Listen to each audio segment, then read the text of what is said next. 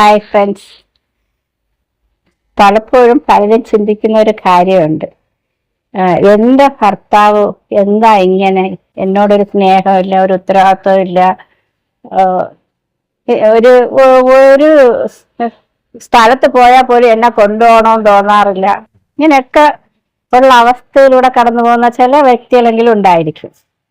പക്ഷെ മിക്കവാറും വ്യക്തികളെ എടുത്ത് നോക്കിയാൽ പലർക്കും നാർസിസ്റ്റിക് ചിന്താഗതി ഉണ്ടായിരിക്കും.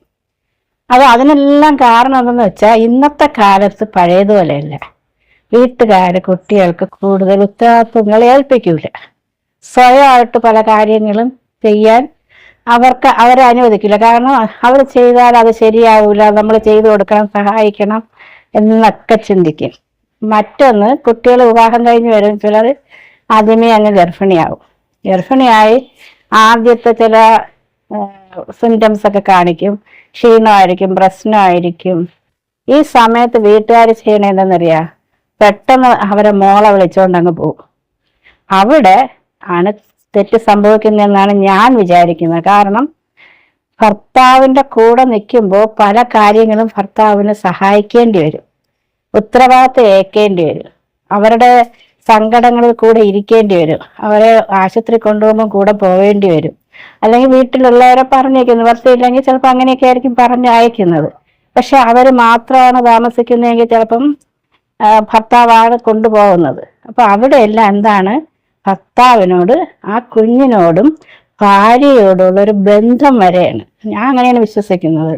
ആ ബന്ധം വരുമ്പോൾ ആ കുഞ്ഞ് ജനിച്ചു വരുമ്പോൾ പോലും ആ ഭർത്താവിന് ആ കുഞ്ഞിനോട് പ്രത്യേക സ്നേഹം വരും, ഭാര്യയോട് സ്നേഹം വരും. എൻ്റെ കുഞ്ഞിനെ ഇത്രയും കാലം ചുമന്ന് എനിക്ക് വേണ്ടി തന്നവളല്ലേ എന്നുള്ളൊരു ചിന്ത വരും. അപ്പൊ എൻ്റെ ആ അഭിപ്രായത്തിൽ ഞാൻ നിങ്ങളോട് പറയുന്നത്, ഈ കല്യാണം കഴിഞ്ഞ് വന്ന് ഗർഭിണിയായ ഉടനെ വിളിച്ച് വീട്ടിൽ കൊണ്ടുപോയി അവിടെ സ്ഥിരമായിട്ട് നിർത്തരുത്. കാരണം അവിടെ ഇവർക്ക് തമ്മിലുള്ള സ്നേഹബന്ധം കുറഞ്ഞു പോവുകയും അവര് പല സ്ഥലത്തും ഭർത്താവിന് ഭാര്യയോട് പ്രത്യേക സ്നേഹം വരില്ല, കുട്ടികളെ നോക്കൂല, അങ്ങനത്തെ ഒരവസ്ഥയിലേക്ക് പോവുകയും അവര് വിവാഹമോചനത്തിന് വേണ്ടി പോവുകയും ചെയ്യും.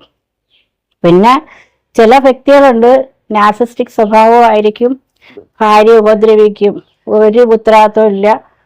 അത് ഒരു സൈക്കോളജിസ്റ്റ് വഴി മാത്രമേ മാറ്റിയെടുക്കാൻ പറ്റൂ. പക്ഷെ ഇത്തരം ആൾക്കാർ സൈക്കോളജിസ്റ്റിനെ കാണാൻ വിസമ്മതിക്കുക. അവരൊരിക്കലും അവർക്ക് താല്പര്യമില്ല, അവർ പറയുന്നതെല്ലാം ശരി, അവർക്കൊരു പ്രശ്നമില്ല എന്നൊക്കെ പറയും.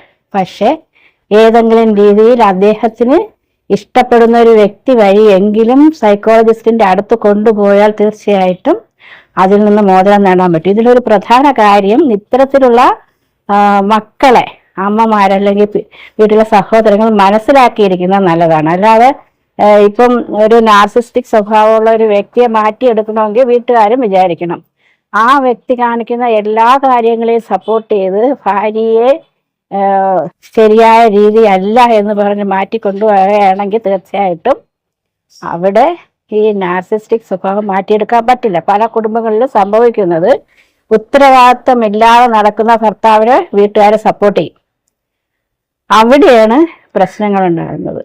അപ്പോൾ ഞാൻ പ്രധാനമായും പറഞ്ഞത്, വിവാഹം കഴിഞ്ഞ് വന്ന ഉടനെ ഗർഭിണിയായ എന്ന് കരുതി ആ മകളെ സ്വന്തം വീട്ടിലേക്ക് പിടിച്ച് നിർത്താതെ, അഥവാ 1-2 ദിവസം അവരൊക്കെ അവരുടെ സ്വന്തം വീട്ടിൽ വന്ന് നിൽക്കണമെന്നുണ്ടെങ്കിൽ കുറച്ച് നിൽക്കാം. അത് കഴിഞ്ഞ് എത്രയും പെട്ടെന്ന് ഭർത്താവിൻ്റെ അടുക്കൽ എത്തിക്കണം. അവർ വേണം ഒരുമിച്ച് സ്നേഹിച്ച് സന്തോഷം പങ്കിട്ട് കമ്മ്യൂണിക്കേഷൻ നടത്തി ജീവിക്കേണ്ടത്. അത് കഴിഞ്ഞ് ഓരോ കാര്യങ്ങളും ചെയ്യുമ്പോഴും ഭർത്താവോടെ ചേർന്ന് പല കാര്യങ്ങളും ചെയ്താൽ തീർച്ചയായിട്ടും ആ കുടുംബത്തിലേക്ക് അവർക്കൊരു ആകർഷണം വരും. അത് ഇല്ലാതാക്കാൻ വേണ്ടി നമ്മളെ വീട്ടുകാർ ശ്രമിക്കരുത്. ആ ആകർഷണം ഉണ്ടായാൽ മാത്രമേ ഭർത്താവിന് ഭാര്യയെ സ്നേഹിക്കാനും മക്കളെ സ്നേഹിക്കാനും കുടുംബകാര്യങ്ങൾ നോക്കാനും കഴിയും. അപ്പൊ ഇനി വേറൊരു കാര്യം പറയാന്ന് വെച്ചാൽ, ഒരു ഭർത്താവ് നമ്മളെ അങ്ങേറ്റം സ്നേഹിക്കുമ്പോൾ അദ്ദേഹത്തോട് അമിതമായി പല കാര്യങ്ങൾ ആവശ്യപ്പെട്ട് കൊണ്ടുവരാൻ നിർബന്ധിക്കരുത്. കാരണം അദ്ദേഹത്തിന്റെ വരുമാനം മനസ്സിലാക്കിയിരിക്കണം. ആ വരുമാനത്തിന് പുറമേയുള്ള കാര്യങ്ങളും അദ്ദേഹത്തോട് കൊണ്ടുവരണമെന്ന് പറഞ്ഞ് നിർബന്ധം പിടിച്ചാൽ തീർച്ചയായും അദ്ദേഹം തെറ്റായ പല വഴികളും വിചാരിച്ച് അതുവഴി പണം സമ്പാദിച്ച് കൊണ്ടുവരാൻ നോക്കും. കാരണം ചെറിയൊരു വരുമാനമുള്ള വ്യക്തിയാണെങ്കിൽ അതിൽ ചിലപ്പോൾ തികയില്ല. ചിലപ്പോൾ നല്ല നല്ല എന്തെങ്കിലും കാര്യങ്ങൾ കാണുമ്പോൾ കടം വാങ്ങിക്കുന്ന ആളും കൂടെ ആണെങ്കിൽ വീട്ടുകാര്യത്തിന് കയ്യിൽ കാശില്ലാതെ വരും. അപ്പം പ്രത്യേകിച്ച് കടങ്ങളധികം ഉണ്ടാക്കിയിടരുത്. അപ്പോൾ വീട്ടിലെ കുടുംബകാര്യത്തിൽ വരുമാനം അനുസരിച്ച് ജീവിക്കാൻ വീട്ടിലെ കുടുംബനാഥനും കുടുംബനാഥയും ഒരുമിച്ച് ചിന്തിക്കണം. ഇവരെയൊക്കെ നമ്മൾ കുടുംബജീവിതം നല്ല രീതിയിൽ കൊണ്ടുപോകാൻ കഴിയും. നമസ്കാരം.